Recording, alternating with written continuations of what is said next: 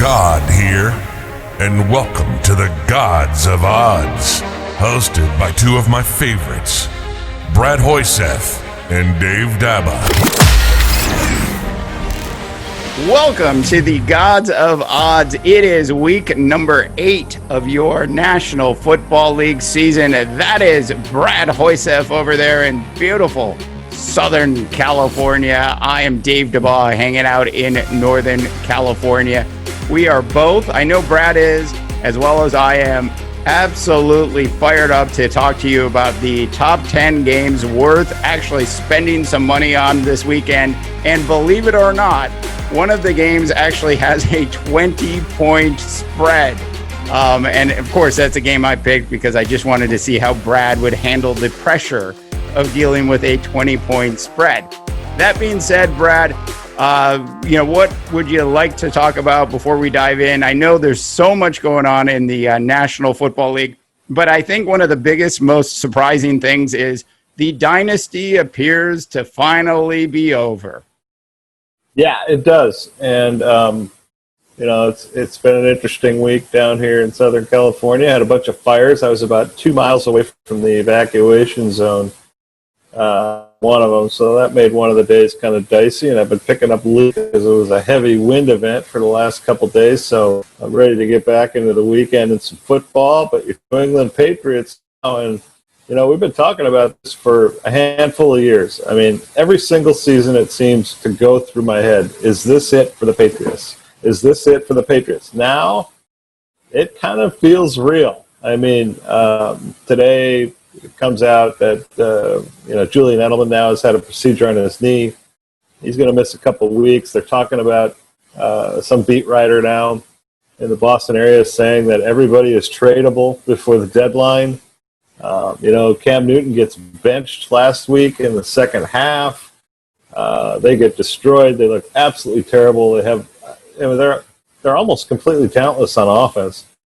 And it feels like this could be it for the Patriots. They might be all done. What do you think? Yeah, no, I mean, I just believe in the pixie dust of Disney.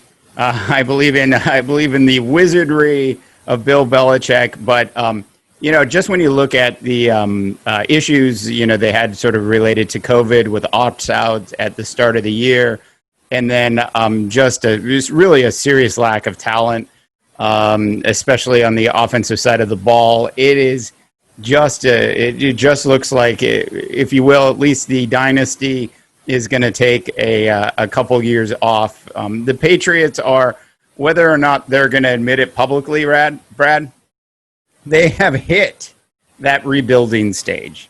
Not only that, but it seems as if with the Dolphins playing better football and the Bills, I don't think the Bills are a great team, but I think they're pretty good. They used to go into the season 6-0. I mean, the Bills were terrible, the Dolphins were terrible, and the Jets were terrible. And without ever playing a down of football, they were going to be 6-0 out of the gate. And that's not really the case anymore. The Bills are pretty good. The Dolphins are improving. The Jets are, still the Jets, but some things never change, And but it does have a different feel to it this time around. Before, I used to ask the question, when are they going to collapse? When is it going to finally be over? They always had Brady or Gronkowski or, a collection of guys on offense that would, generate enough points to win more games than they lost. But it just feels like it's about over with in New England. I think that dynasty is finally coming to an end. Yeah. One last just quick thing. I know we were both sort of starting to comment on a little bit that we noticed, was significantly different this year. There's all this stuff of all this stupidity about fake news and all of that, and that's a completely different conversation for a different day. But have you ever missed the beat writers as much as you miss them right now in this National Football League? It is like you have no real knowledge or understanding of what's happening with these teams until you get to Saturday at this point. Yeah, no, and if I could make a suggestion to any of the people that are out there betting money and gambling, it's wait until later in the week because, you're getting updates now on Friday morning that you've never heard anything about. I mean, last week it was Michael Thomas in New Orleans. Nobody ever knew he was injured. All of a sudden he shows up on Friday and they say he's doubtful to play. And, the same thing really this week with Edelman. Not that a whole lot of people are counting on Edelman to win them fantasy football games or anything, but that has been the reoccurring theme every single week. And you and I, we shoot the show either on Wednesday or Thursday.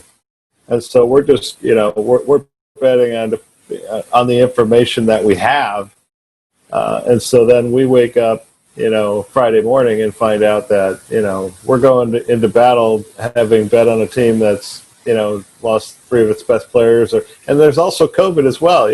There's a lot of guys that are now the thing is that I'm trying to remember what team. I think the Chargers may have had to close their facilities. So there's just so many things going on that if I could suggest to anybody out there that's willing to wager on games or gamble on games, it would be wait until later in the week until you have the full complement of information available. It just seems like there's no beat writers. There's not as many people getting inside the buildings to report these things, and all of a sudden you wake up on Saturday and all your bets look pretty risky. Yeah. And I think it's a really good suggestion. All right, Mr. Hoiseth, let's get into our top 10 games worth actually spending some money on this weekend. To your 5th pick we go. Yeah, and I have to gloat a little bit before this pick because it involves the Lions. I remember last week I think I said, where's Matthew Stafford playing this game? It's in Georgia, right? That's right, University of Georgia guy. I cannot even tell you how many times I heard over and over, Matthew Stafford goes home to Georgia and wins a game. I just had to laugh because, you throw a lot of stuff against the wall, you hope something sticks. But my 5th game this week is the Colts are at the Lions. I'm betting the over-under, which is at 50.5. The Colts have one of the better defenses in the league. They're playing against Matthew Stafford, who tends to take a lot of chances. The Colts have only gone over 50.5 2 times this year, and that was over the last 2 weeks. This week they played Detroit, a team that's almost incapable of getting to the quarterback.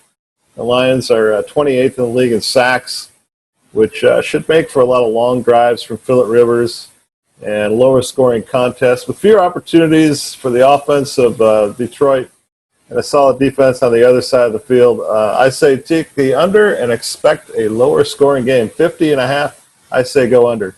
Yeah, especially when the Lions are at home playing against a quarterback who's, if you will, gravity challenged. Phillip Rivers' arm, as you've all probably heard me say over the last couple weeks, is getting closer to the ground week after week. So I think you're talking about a Colts team with a quarterback that is, really, pretty one-dimensional in what he can actually do at this stage of his career. I'm going to completely agree with you on the under on this one. I think. The reasons you laid out make a ton of sense in this one. Yeah, and not only that, but, I don't know who's going to win the game. I think Detroit's actually a better football team right now, and I know that's good. That's not going to sit well with you. They're 3-3. This team could be 5-1. Let's not forget they lost a couple games early on that they had in the bag. It's not that bad of a football team, and I think the Bears, we're going to see them cool off a little bit. Don't be surprised to find the Lions in second place here real soon. Yeah. My favorite line of the show so far has to be, Matthew Stafford, going down to Georgia. And I know you're trying to start singing The Devil Goes Down to Georgia. Charlie Daniels band. Yeah, that's right. All right. So for my fifth game of the week, I've got the Titans at the Bengals, and I can't help but laugh. I mean, if you take the Bengals, we'll give you 6 points in this game. Just when I look at the Cincinnati team and I look at the Cincinnati organization, I can't help but think, man, if I was a Cincinnati Bengals fan, how much I actually miss head coach Marvin Lewis at this point. It is just one of those things that, year in and year out, it seemed like he was there for 20 years and he just always at least had the team hovering around 500 and near the playoffs. And sure, he never won a playoff game while he was there, but they weren't as bad as they are right now. Now, I love Joe Burrow. I like what he's doing. We've joked around a lot on this show about how there's a trauma center room waiting for him at the local hospital because he's got absolutely no offensive line. When you take a look at that, sort of the improving components of the Tennessee Titans defense, I think they're going to, I don't know what the over-under is on Burrow getting sacked 10 times in this game, but I guarantee he gets knocked down at least 15. This is a Titans defense that's going to get after Cincinnati.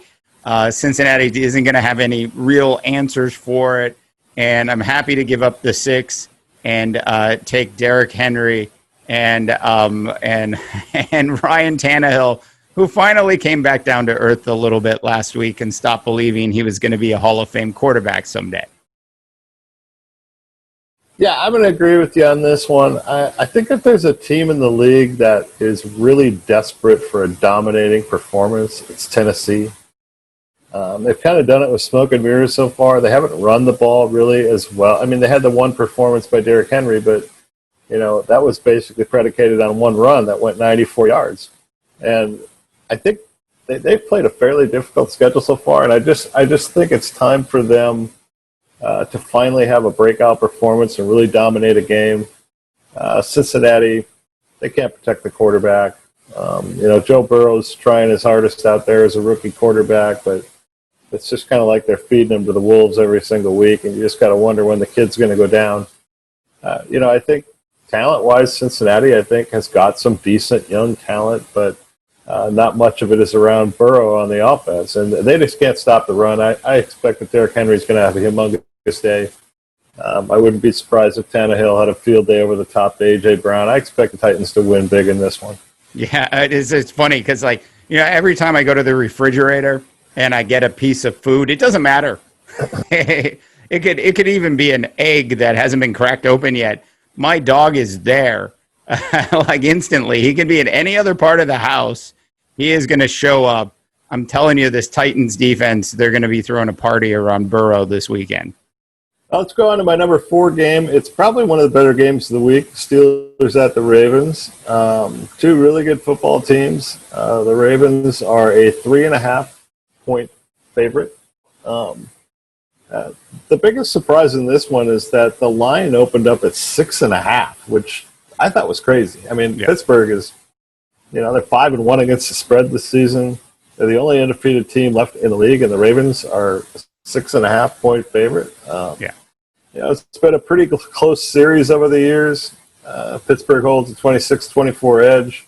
But to me, the biggest angle is how they're going to defend Lamar Jackson, the Steelers.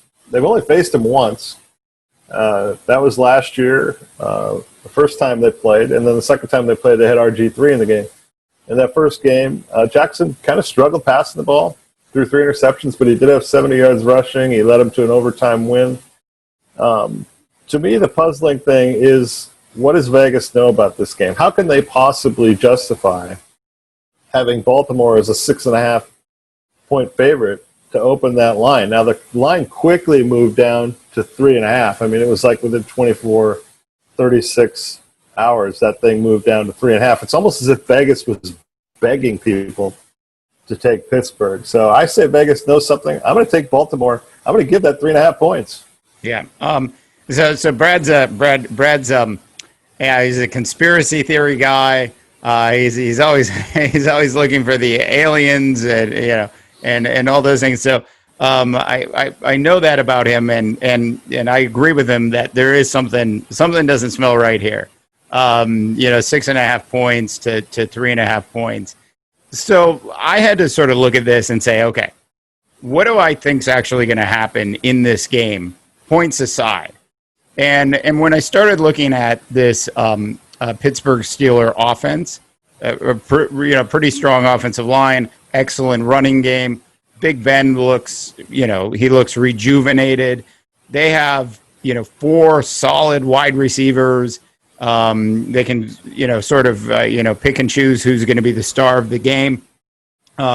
So, I just sort of look at this and I'm like, and they've got a really strong, defensive line on the defensive side of the ball. And I came to the conclusion, which is why I'm taking Pittsburgh, that Pittsburgh was going to win this game straight up anyways. Just because I think that Mike Tomlin is going to outcoach Harbaugh. They know what the recipe is to shut down Lamar Jackson.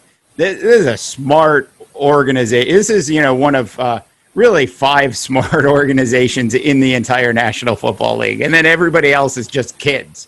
And Pittsburgh's one of them. And I just think, with this team at this stage of the season, they're just going to straight up, win this particular game. Well, I'm still mystified by the opening line of 6.5. I'm like you. I mean, I think Pittsburgh could win this game. It doesn't surprise me at all. I just feel that there's something there that Vegas knows, and every once in a while, like once or twice a week, you'll see a line that opens up, and you just go, "What? Why are they begging people to take Pittsburgh? Yeah. What is the? There's something there that we're not seeing." So right. That was the line that mystified me all weekend. Yeah. All right. Let me get into my next pick. I just want everybody to know that at some point we are going to talk about that Jets-Chiefs game, which is a 20-point, an actual 20-point spread. We'll get to that a little bit later in the show. But instead, we'll talk about the Chargers and the Denver Broncos. If you take the Broncos at home, you get 3.5 from Herbert and the Chargers. Now, assuming that there aren't major COVID issues with the Chargers that somehow delay this game, or that there's some sort of mass exodus of their offensive line or defensive line, assuming all things are equal. I'm with Brad. Brad's a big fan of this Broncos defense and thinks it's, probably one of the better defenses in the league, and probably a little bit underrated. I just think that, Justin Herbert is just that good.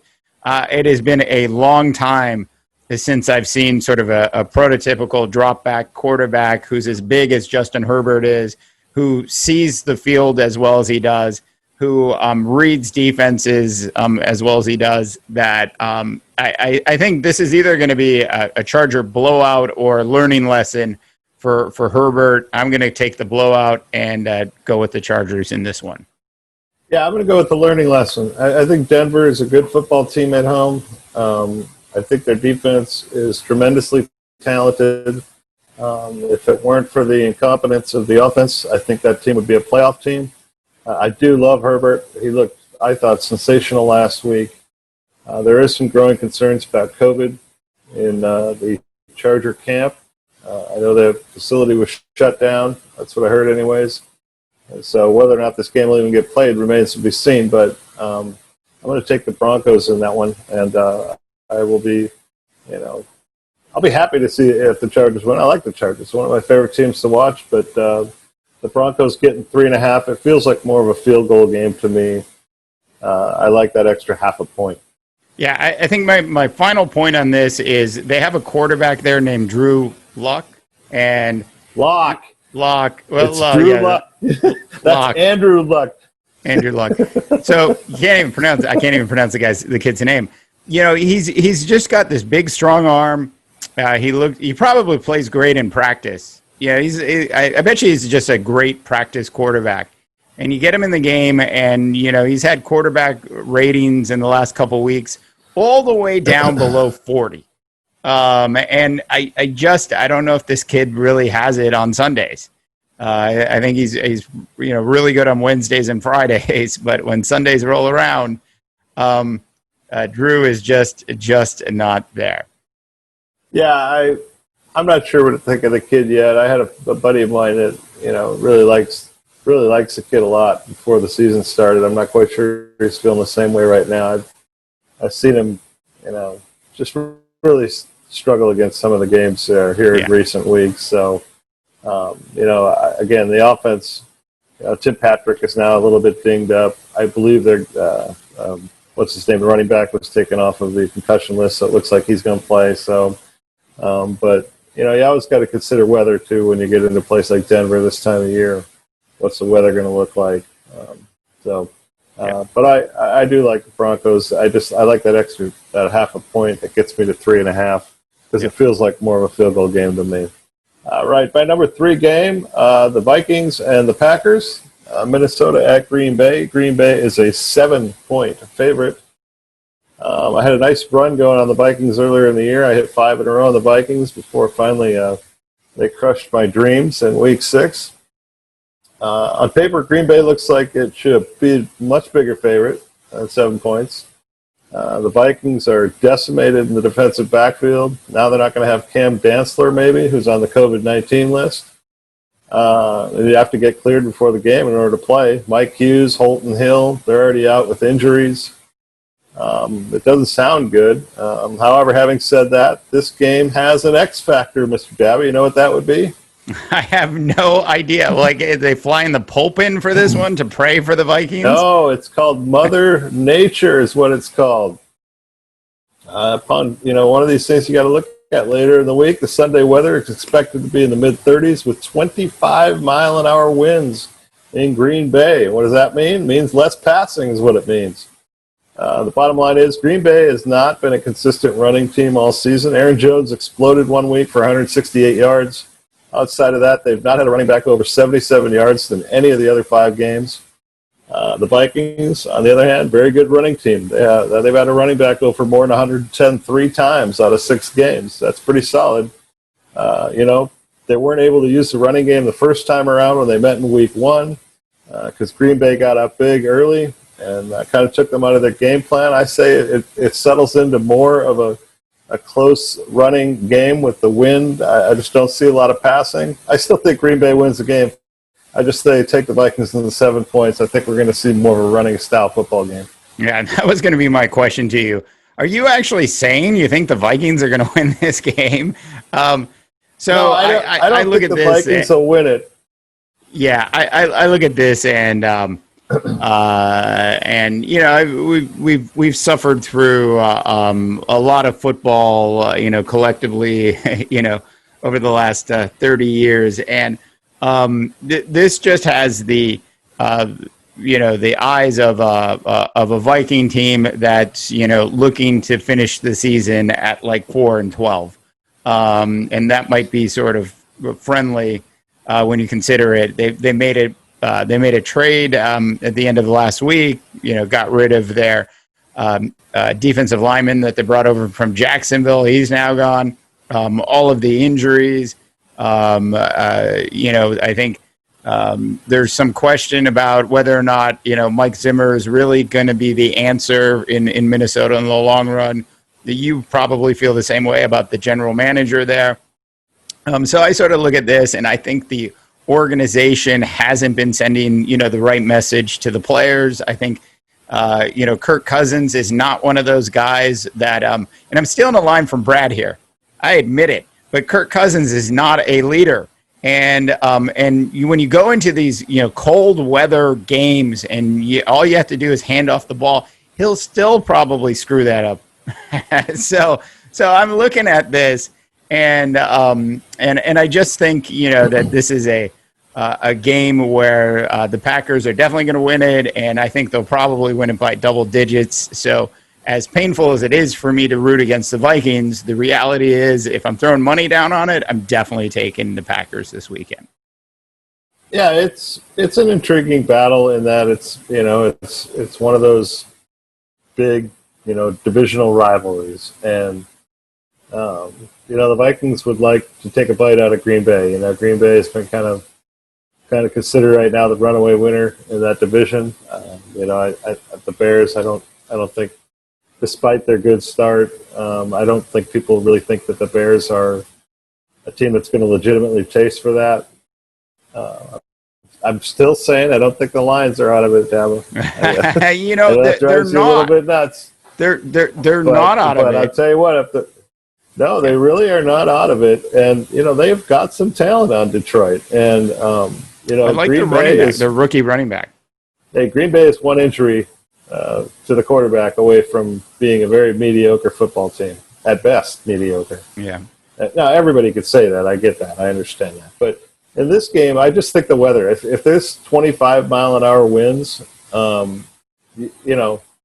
Rodgers just picked the defense apart last time they played. He started out of the gate. He was red hot. He had these 7 and 8 minute drives, and all of a sudden the Vikings were down 21-0, and they couldn't hand the ball off. And I just see a different style of football game this time around, to a point where 7 points, to me, it's not inconceivable the Vikings can keep it within 7 points. Staying inside the Midwest, Brad, we move on to the New Orleans Saints, coming out of their lap of luxury dome. Are they in the Midwest of the South or what? No, yeah, they play at Chicago. Okay. They play at Chicago at Soldier Field this coming weekend. And when I was going through, picking the games that I was going to pick for this weekend, I said to myself, no matter what, I've got to take the Bears game. I don't even care. I will be able to make a legitimate argument one way or another about the Bears. And of course, as you might know, if you've been following the Gods of Odds, I have been very accurate in the last 2 weeks about my assessment of Nick Foles as a starting quarterback in this National Football League. So you got the Bears at home. They get 4.5 points at home. You've got a New Orleans Saints team that is a little bit up and down. Sean Payton's teams always seem to start out sort of slow. They don't always play well in cold weather and bad conditions. I know what Brad's going to say about this game already. But still, when I look at the sheer talent that the Saints have on this game, in this game, and I look at the Saints defensive line, I just think that they are going to get after Nick Foles, and they don't even need to get after him that bad. He's going to make mistakes on his own anyways. And as much as I like Matt Nagy as the head coach of this team, I know Matt Nagy's going to keep this game close, but I just believe in the end, the Saints are going to win this game. Yeah, I don't know. I mean, I just look at that line, and I see the Bears getting 4.5, and with that defense, I got to believe they're going to keep it within 4.5. I mean, the Saints always seem to get in these ridiculous tussles with teams where games are decided by referees' calls and all these. First of all, these Saints aren't that good defensively, and they're not the Saints defense that they were a couple of years back. And Foles it took some missteps last week, but he didn't look very good. But it was a really pretty good defense for the Rams. I mean, the Rams have got a pretty talented crew over there on the other side of the ball, and so I would suspect he's going to have a little more success offensively against the Saints than he had last week against the Rams. I think it looks a lot more like the game the week before when they played Carolina, a game in which the Bears won, by the way. But I think New Orleans is a better football team. I think New Orleans wins the game, but I would probably tend to lean on the other side, and I'd take the Bears in the 4.5. I just think it's a lot of points. It's a 5-2 football team, and they're playing for the playoff. This is actually kind of a playoff type game. Both these teams you would think would be in line to potentially make the playoffs. So it's a really big game for both teams. How many more bad quarters of Nick Foles will it take before we see Mitch Trubisky again? Is it? I mean, seriously, like, is it? Let's say, just for the sake of this conversation, Foles throws 3 picks in the first half of the game. Is he starting the second half? Well, I don't know. I mean, Nagy seems to be a guy that pulls the trigger quickly. I think it probably, politically speaking, it probably comes down to who was the guy that decided to go out and get Nick Foles. Was it Nagy or was it the general manager? Right. We were all stunned when he benched Trubisky at halftime. When they were 3-0, and he benched him, and we were all kind of like, "How do you bench a quarterback when you're 3-0?" Stop winning. Exactly. It kind of explains a lot about the Bears over the last 20 years. But the reality is that, Nick Foles hasn't looked particularly good. We'll see what he does against the Saints defense this week. That isn't quite as talented as others. But that team is all about defense. That's how they win. They're a defensive-minded team. They just don't have a lot of tools around Nick Foles. Allen Robinson's an okay player, but they're surviving with Jimmy Graham and a bunch of mixed bag of parts in the running game, and they just don't have a lot of talent there. And, you can only ask Foles to do so much. I think he's clearly on the downside of his career. He had the one magical run with Philadelphia, but I say he has a little more success this week, and they keep that game close. Yeah. One thing about the Bears is I put them in the Cleveland Browns, sort of category of, inability to have a franchise quarterback. I mean, even Jim McMahon was only the quarterback of that team for, less than a handful of years. And they just can't get it right. It's the same thing in Cleveland. They just can't get it right. They never seem to have that great quarterback there. All right, let's go on to my number 2 game. It is the Rams at the Dolphins. I'm playing the over-under, which is at 46. The Rams and Dolphins are both at a kind of a critical moment during the season. They're both in the playoff hunt. They need a win to keep pace with the teams that are ahead of them in their standings. Miami has pretty much outperformed expectations all season long. Dolphins are 3-3. And they played really good football in recent weeks. They hammered the 49ers. They shut out the Jets. That's not much, but a shutout's a shutout. It's hard to get a shutout in the NFL. And the question is, have they looked at the standings themselves, Dave? Despite the solid start, they benched their quarterback, Ryan Fitzpatrick, in favor of the rookie, Tua Tagovailoa, which is their first-round draft pick. And the question is, will we see a different offense out of the Dolphins with Tagovailoa at quarterback? And the Rams have to be asking themselves the exact same thing. As a result, the over-under has dropped from an opening line of 49 to 46, which suggests the gamblers are leery of the decision. The Rams have been kind of a model of inconsistency so far on offense, but they've been far better on the road where they're averaging 29 points a game. I say the Dolphins think they have something special at quarterback. Otherwise, I don't think they would have benched Fitzpatrick after a 3-3 start. I mean, the Dolphins haven't started 3-3 in a number of years, so I picked the game to go over. I say it's a higher scoring game than 46. Yeah, I think this is so tough, because I would definitely take the over if Fitzpatrick was starting this game, and I'm a big Tua time guy. Yeah. I mean, I think he's going to be absolutely fantastic, and just getting to see him throw a couple passes at the end of the last game was really enough for the Dolphins organization. So, I definitely look at this game and I immediately think, as Brad, it's funny as we do these shows week in and week out. Certain things that you say start to resonate with me. As painful sometimes as that may be, your sort of anti-Goff stance. It's like you're running for office on that with the election. I'm anti-Goff. Vote for Brad.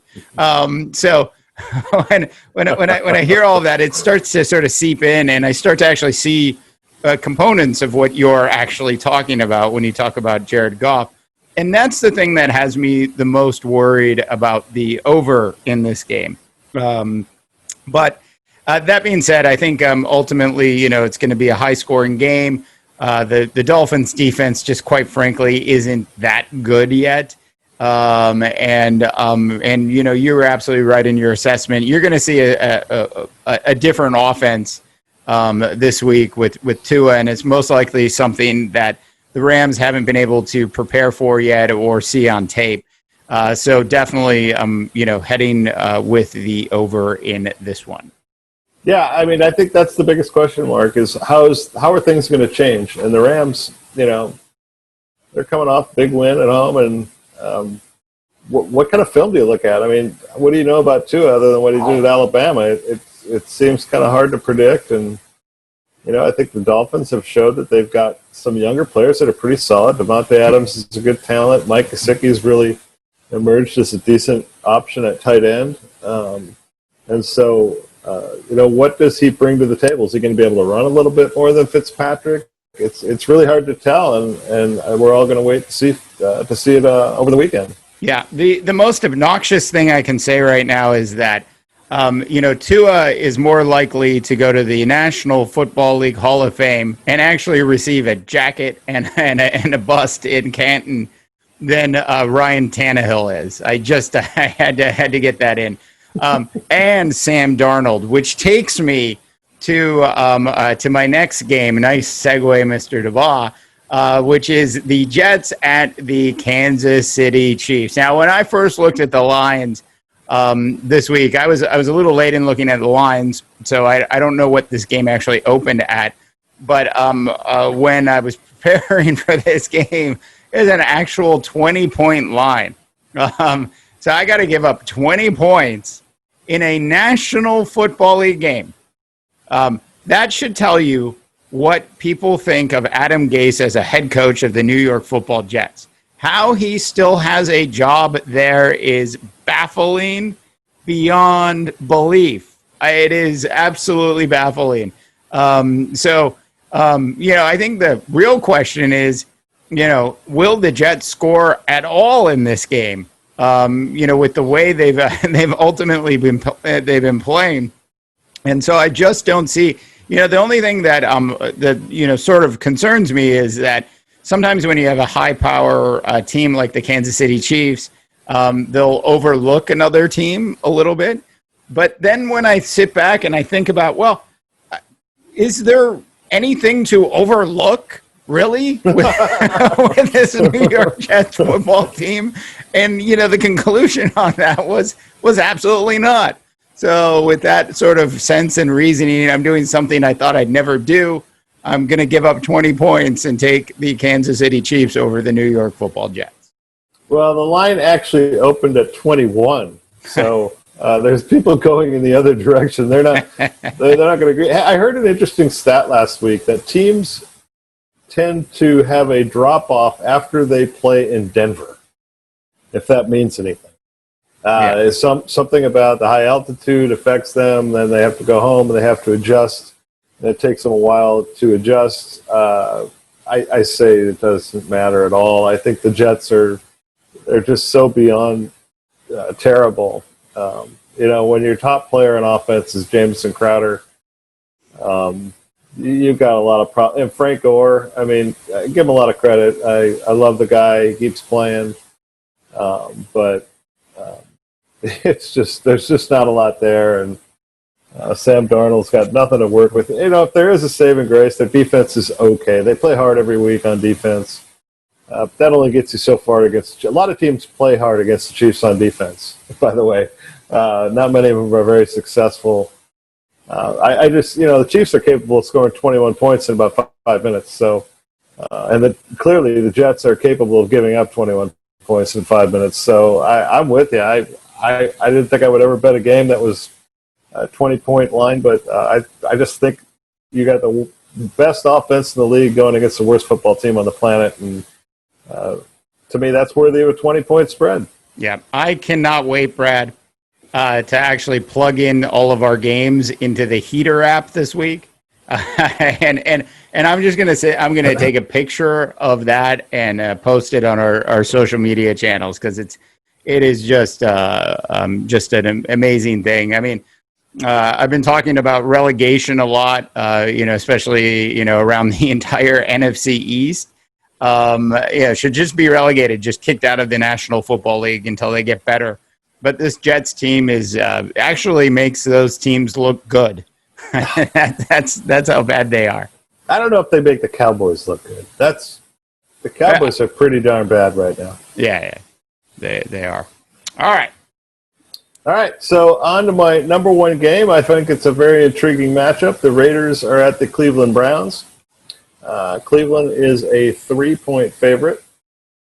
This game to me is all about mindset. The Browns, they're coming in limping a little bit. They've had a lot of injuries. They've lost Odell Beckham Jr. now for the season. On defense, Cleveland's really struggled against the pass, and Vegas quarterback Derek Carr has, had a really good season. I mean, he's kind of slid, under the radar a little bit, but he comes in with the number 3 passer rating in the league.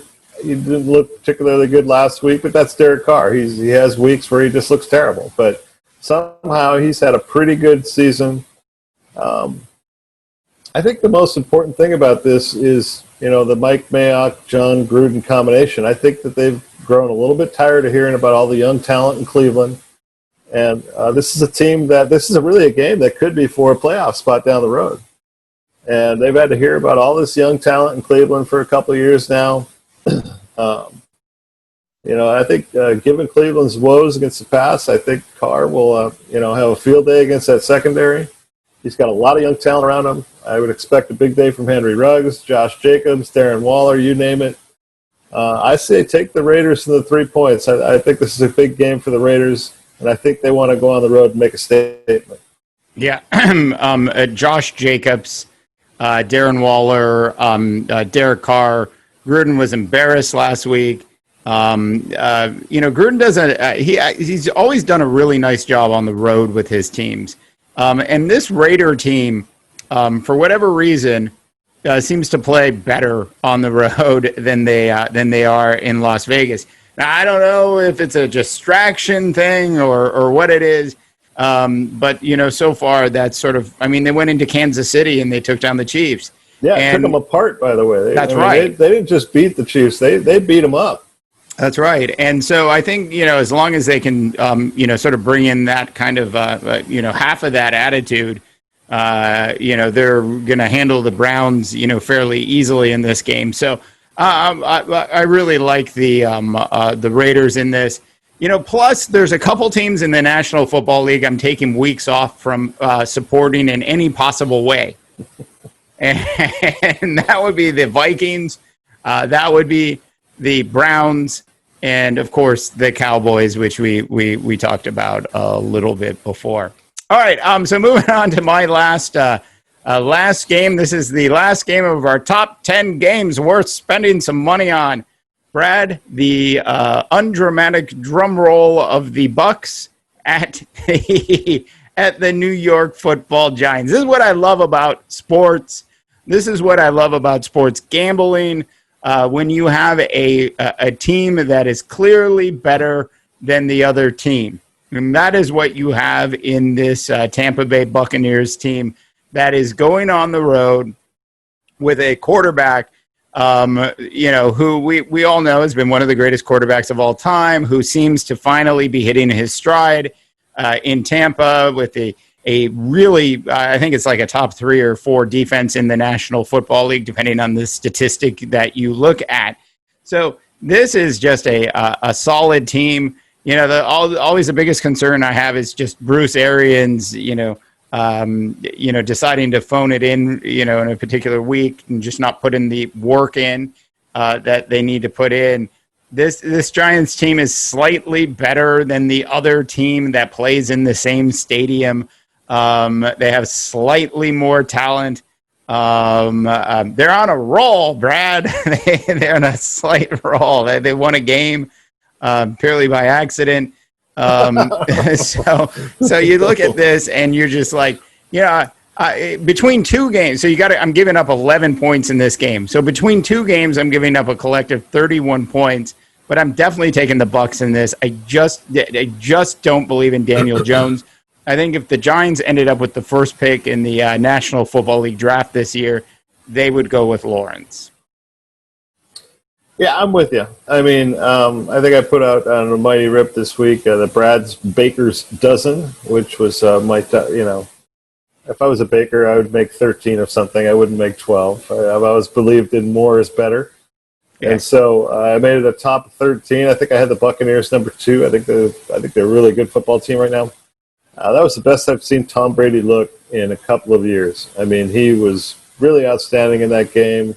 He had plenty of arm strength. He made some really nice throws. That defense is really good. And the Giants have had a problem scoring points all season long playing against the also-rans of the NFC East. And so I don't see them having hardly any success against the Buccaneers. And, Rob Gronkowski has suddenly emerged as a guy who's really starting to get involved in the offense. And you can just really see the chemistry between he and Brady. I mean, they just know where each other is going to be on the field. They have so much experience playing together. You can almost see a little frustration with guys like Mike Evans and Godwin. I mean, but they have to appreciate the fact that they're finally good, and that their quarterback, unlike with Jameis Winston, is not throwing the football to the other team. And so I think you get over not having 20 balls thrown your way when you win football games every week. And Brady, the Buccaneers, are winning football games right now. They had a couple setbacks early, lost to the Bears. And I believe it was week 1 that they looked very good against New Orleans, if I recall. But since then, they've really turned it on. They seem to be hitting their stride. And I'm with you. I don't see any way the Giants keep this game within 11 points. Maybe there's some bad weather there or something from the hurricane that hit. I don't know. But to me, it seems like 11 points is a drop in the bucket for one of the best teams in football against one of the worst. Yeah, I'm with you on everything you said.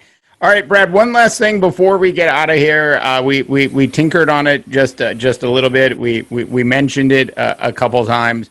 I have to bring it up. We've got to spend at least 30 seconds on this. How bad are those Cowboys? I mean, it is absolutely unbelievable. Stephen Jones came out earlier in the week and was ranting on some radio station about how they got their guy, in Mike McCarthy, and it is just, you framed the word last week with mutiny, and it's funny. I don't think we've even seen the real mutiny yet, because when they're 2-7, which by the way is just right around the corner, it is just going to be just a total. There's just too much talent. They're just not playing well. They're not coached well. It's obvious. Dave, I'm going to lay something out there. I don't think they're that talented. I think people have been telling us for a number of years that they have a ton of talent. I don't think they're that talented. If you're talented, you don't go out there and perform so poorly, right? I mean, look, you can only lay so much on the coaches. Maybe they're just not that good. The offensive line is not people keep saying, oh, they've still got a good offensive line. Really? I mean, they almost got the quarterback killed. His leg was going in 3 different directions. I don't think they're that talented anymore. And, defensively, they're horrendous. They can't stop anybody. And, look, as a Vikings fan growing up, there has been some painful memories that are related to the Cowboys, whether it was an 11-for-1 deal for Herschel Walker, or whether it was the push-off in the famous game back in the playoffs where the Vikings were playing to go to the Super Bowl. And so when I see the Cowboys struggling, it just warms the cockles of my heart, all up and down my entire body, to see it happening. And so I am not going to shed any tears for the Cowboys or their fans. If they were to go 0-16, it wouldn't be good enough for me. So there's not many teams I feel that way about.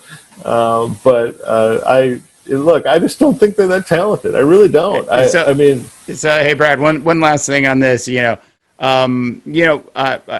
think the Cowboys are really. If I had to compare the Cowboys to anybody, I think at this point I would compare them to Nicolas Cage's career. Which was once, a very promising career. Some great movies that Nick Cage was in. From Fast Times at Ridgemont High, to Leaving Las Vegas, to the National Treasure, movies, if you like those, all the way down to him driving a motorcycle in a flame. His career has gone off the rails. And I think this Dallas Cowboys team is very similar at this point. Yeah, and yet, here we are. We're in week 8 of the season. And the division is just so bad that you have no way. I mean, I think I said last week I felt like maybe the Eagles are the best team. I watch them win, and I'm still not convinced the Eagles are the best team. I mean, they could win 3 in a row, and there's nothing you could get to convince me that anybody is very good in that. I'm not sure Washington's not the best football team. I mean, really, they're all so bad. I think it just puzzles me that one of them is going to make the playoffs. I think what you have in Philadelphia, which is why, like, if I had to put any money down on who's going to win that division right now, I would go with the Eagles. And I would be putting my money on the coaching staff, because when we just look at the coaching staffs, and I love Ron Rivera, but I just talent wise, I mean I think they have less talent than the Eagles do at this point. And Doug Peterson's been dealing with Carson Wentz's inconsistencies since he entered the National Football League. So I just got to believe that the Eagles are the best of the worst in that division. Yeah, I agree with you. I mean, I just think also the Eagles, I think, have been the most decimated by injuries. Yeah. Short of the Dak Prescott injury. Right. That's a unique one. But the Eagles, I don't remember the last time they had a full complement of wide receivers. Deshaun Jackson's still on the shelf. Yeah. Miles Sanders has been dinged up. The offensive line has missed Lane Johnson, who's one of the best tackles in the league. They've been out with both of their tight ends last weekend. Both Goddard and Ertz were out. And so, I'm not a huge fan of their quarterback. I think he's been a little bit overrated since he came onto the scene, but I do like Johnson. I think he's a heck of a football coach. And I'm with you. I think the Eagles would have to be a slight favorite to win that thing right now. All right. Well, there you have it. That is our Week 8, top 10 National Football League games worth spending some money in. We threw in some bonus coverage, if you will, about the Dallas Cowboys. That's how much we like our fans on the Gods of Odds show. That is Brad Hoiseth over there in beautiful Southern California. I am Dave Dabbah coming to you from Northern California, wishing everybody out there a tremendous rest of your sports week. God here, and thanks for tuning in to the Gods of Odds. For more semi-witty sports commentary, please make sure you check out Mighty.Rip. Okay, go ahead and kill the music now.